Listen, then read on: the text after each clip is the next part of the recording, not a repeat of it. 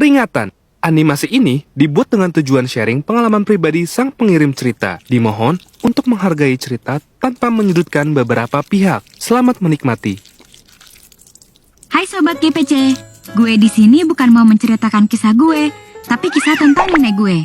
Jadi, siapa gue di sini bukanlah hal penting. Tapi nggak ada salahnya kan kalau kenalan? Oke, kenalin. Nama gue Ratna. Dan gue akan menceritakan kisah tentang nenek buyut gue yang cukup bikin bulu roma lo merinding. Cerita ini bermula waktu nenek gue lahir di tahun 1939. Ketika nenek gue kecil, beliau diadopsi sama keluarga lurah yang dulu jabatannya sangat terpandang. Ya, bahkan sampai sekarang pun jabatan lurah di berbagai tempat, khususnya di pedesaan, masih terlihat sebagai orang terpandang. Tapi, ada tapinya nih. Nenek gue diadopsi bukan karena keluarganya nggak mampu, tapi karena si lurah nggak punya anak perempuan. Kebetulan buyut gue punya 2 anak perempuan. Lalu diadopsilah nenek gue ini karena beliau ini cerdas. Nenek gue ngabisin masa kecil sampai remajanya di Lembang. Dulu tuh buat pergi ke sekolah nenek harus jalan sekitar kurang lebih 10 kiloan dari rumahnya. Dan karena semua orang kenal sama nenek gue, kadang beliau dikasih makanan di tengah jalan sama pedagang yang emang dia kenal. Oke banget deh nenek gue. Nenek tuh nggak punya sepeda atau kendaraan apapun karena itu masih masa penjajahan. Jadi kehidupannya pun nggak enak-enak amat. Meskipun udah jadi anak angkat lurah. Apalagi di masa itu belum ada jual seblak. Tapi kehidupan tersebut juga nggak selamanya beliau jalani. Beberapa tahun setelahnya nenek gue kerja jadi guru dan ditugasin ke Bandung bareng sama suaminya alias kakek gue. Akhirnya mereka berdua menetap di Bandung dan membangun keluarga di sana.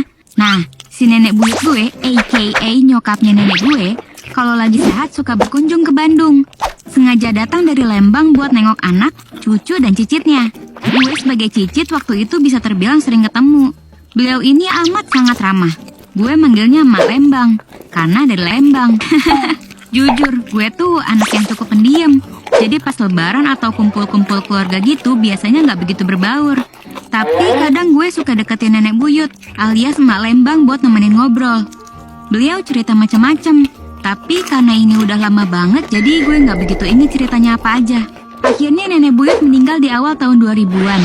Gue sedih banget, tapi ya namanya manusia pasti bakal kembali ke penciptanya kan. Jadi ya gue dan keluarga ngelanjutin hidup sebagaimana mestinya. Mulai move on dan menerima keadaan. Beberapa tahun setelahnya gue udah kerja di Jakarta.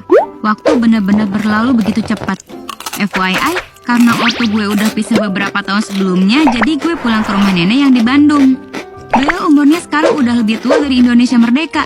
Secara lahirnya kan tahun 1939. Jadi udah mau 90-an umurnya dan masih bisa beraktivitas. Keren banget kan? Nah, pada suatu hari gue pulkam ke Bandung buat nemenin nenek untuk cerita-cerita. Lagi asik nenek cerita masa lalunya, gue nggak sengaja bilang, jadi kangen Mak Lembang. Terus nenek gue sontak jadi cerita tentang Mak Lembang. Hingga akhirnya beliau cerita bahwa Mak Lembang dulu suka ngomong sendiri, marah-marah sendiri. Nenek suka mergokin juga kalau Mak Lembang suka marah-marah juga.